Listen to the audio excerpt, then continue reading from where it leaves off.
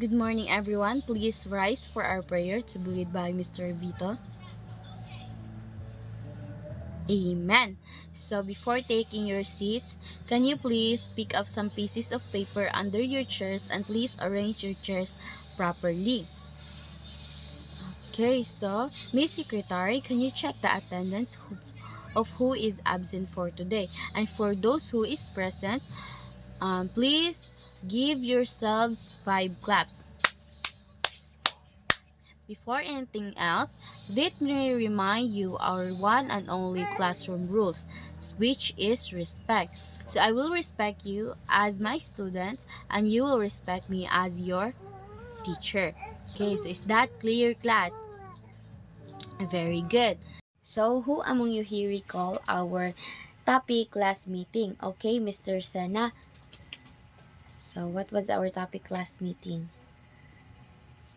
Very good. So our topic last meeting is all about project execution masonry. So I know that all of you mastered the topic last meeting. So before proceeding into our topic today, let's have an activity first.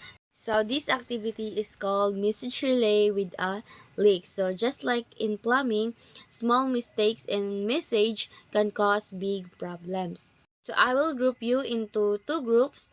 Then just like a normal message relay, for the first person in front will go here and then I will give a message and then the last person will write it on the board.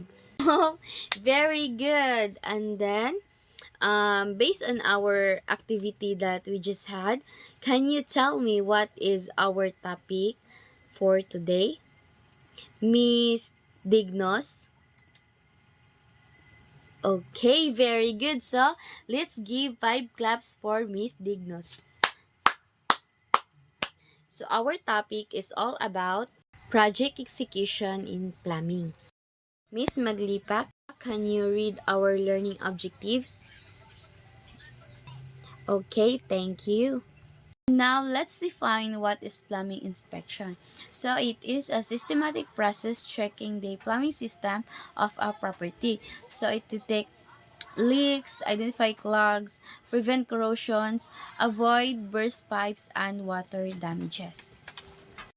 So, why plumbing inspection is very important? So, number one from that is very important because it prevent costly repairs. Next is reduce water damage. Third one is avoid delays caused by clogs and leaks. Fourth one is control the water bill. So, kanang kung wala tay mga leakage dira sa ato ang kuan is gamay ra pud ta og meter sa ato ang tubig. And lastly, the plumbing system safe and efficient. Now, let's proceed to the vital points of the plumbing inspection. So, it includes checking of the valves, pipes, drains, water heaters, sewer and drainage line. The shut off valve check. So, if imong gi-off ang imong valve, dayon gadagan gihapon ang mitrohan sa imong tubig. So, that means na ay leakage nga nahitabo. So, watertight system test. So, diri na nimo iguot tong mga volt ug unsa pa nang angay guton dira. And then, dira naman din makita no, if guot gyapon, if guot siya, then nag-leak, then mo to. Third one is the water pressure test. So, diri nimo i-test if normal pa ba ang kwan sa tubig or abnormal na ba. So, in continuation of Miss Jane's report, next is sewer and drainage inspection. So, importante po ni siya if mag-check ka sa mga leaks sa imuhang mga pipe. So, sewer line or curb or septic tank. So, mo ni siya nga ensure the main line is clear and flowing properly. So, gina-make sure ni siya nga ang imuhang pipe is nag-flow siya properly. Next is corrosion. So, look for signs of pipe deterioration, especially in older metal lines. So, for example, rusted or thinning pipe walls detected during inspection. So, magamit jud ka og mga device ani nga para ma-detect og asa ang leaks sa imuhang pipe. So, next is blockage. Identify clogs caused by debris, trees, or tree roots. So, i-identify sa nimo og asa ang ang naay debris ato or naay mga grease or mga tree roots. So for example, wastewater backing up into a tub due to a blockage in the main drain. So i-identify sa nimo asa ang naka-block adto sa imong main drain. So next is structural pipe damage. So check for cracks, collapses, or misaligned sections. So for example, a broken pipe section causing soil to wash into the line and create sinkhole. So i-check sa nimo og asa ang mga cracks ato sa ato nga imuhang pipe or na misalign nga mga section. Next is fixtures, hoses, and drains. So mo ni siya ang kinahanglan i-inspect. So first is the faucets and valves. So check for leaks or loose parts. For example, kanang faucet nimo nga bisag imo nang i-turn off, magsige naradya pun siya magtulo-tulo bitaw nga tubig. So mo na i-inspect jud ang ang valves or ang faucet mismo. Next is flexible hoses. So look for cracks, bulge, or worn areas. So for example, ang washing machine, ang hose sa washing machine is small nga crack, so dool sa connector, so kinahanglan nimo na i-inspect.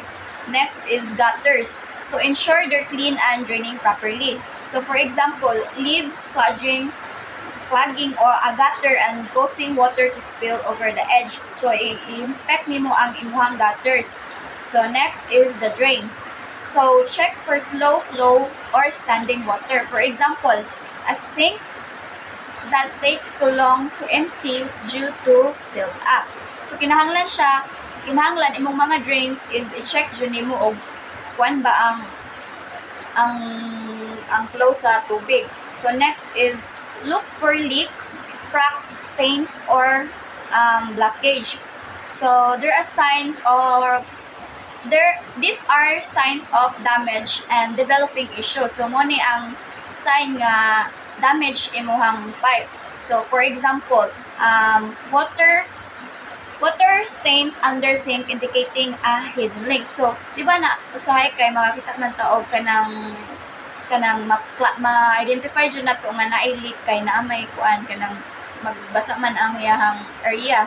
So next is signs to look out for. So mo ni ang kinahanglan nimo bantayan para ma-identify nimo nga naay gubaeng or naay mga leaks imuhang pipes. So first is the water stains. So it indicates hidden leaks.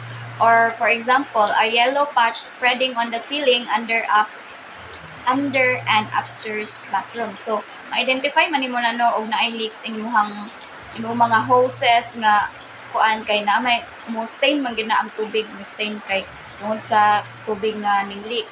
So next is dripping faucets. So caused by worn parts. So naguba nga parts sa imuhang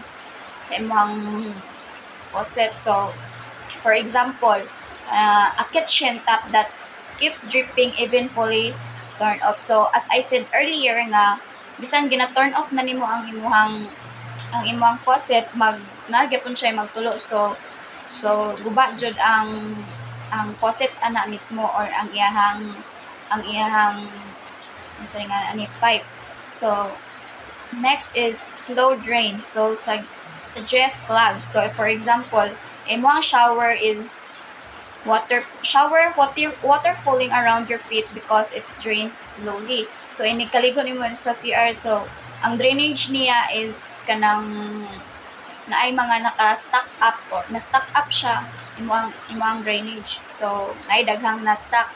So hinay siya mo drain. So next is low water pressure. So may come from build up or leaks. So for example, a weak stream of water when you turn on the bathroom sink. So hinay kay moagas ang imong faucet bisag gikuan na nimo ang faucet. So next is unusual pipe sound. So point to blockage or pressure issues. For example, ang pipes is making a loud banging noise when you shut off the water. So naa siya kanang kusog nga tingog ang imuhang water, kanang nay unusual nga sounds imuhang pipe. So Muna siya. Last is the regular maintenance tips. So, na mga tips o kung saan pag maintain sa inyong mga pipe or drains nga mga damage. So, first is unclog slow drains immediately. So, to prevent this is to full blockage. For example, using a drain snake when the bathroom sink starts draining slowly. So, mag-andam ka itong mga stick bitaw nga imong kuan sa drainage sa imong kuan o hinay na siya mo drain og tubig. So kinahanglan na kay gamit ani para makuot unsa ni kuot nimo sa ilawom ang katong nga stock up nga mga unusual nga mga dapat ma-stock up.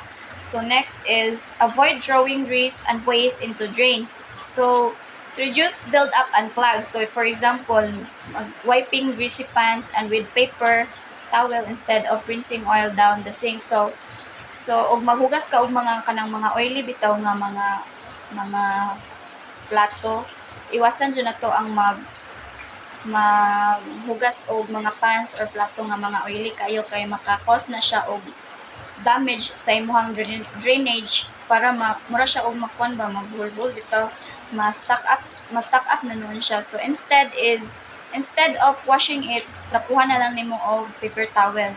So next is drain water heater to remove sediments. So keeps it efficient and extends lifespan. So for example, flushing out the tank once a year clear mineral deposit. So inig-drain nimo magkuan ka og ganang init nga tubig. Murag makahap maguro na para dili siya dili siya magbubo ang mga oil nga imong gipanghugasan. So mas makuan siya malanay man jud ng oil if hot water ang imong ibutang. So next is shut off outdoor valves. So protects pipes from freezing and bursting in cold weather. So for example, turning off and draining garden hose bibs before winter. So next is clean gutters. So prevent water overflow and foundation damage. So for example, mag-clearing ka sa mga leaves from roof gutters each flow. So kinahanglan jud i-maintain og limpyo ang atong mga gutter para dili mag-overflow ang tubig. So next is inspect septic tank. So ensures proper waste breakdown and prevents backup. So for example, mag-hire mo og professional nga mo check sa tank every 2 to 3 years para ma-inspect og natarong ba og kuan ang imong septic tank. So that's the end of our discussions. Do you have any questions, clarifications? Okay, so next is we will be having an activity. So this activity is multiple choice activity. So Let's have our test 2. So next is your assignment and to be passed next meeting. That's all for today. Thank you and goodbye class.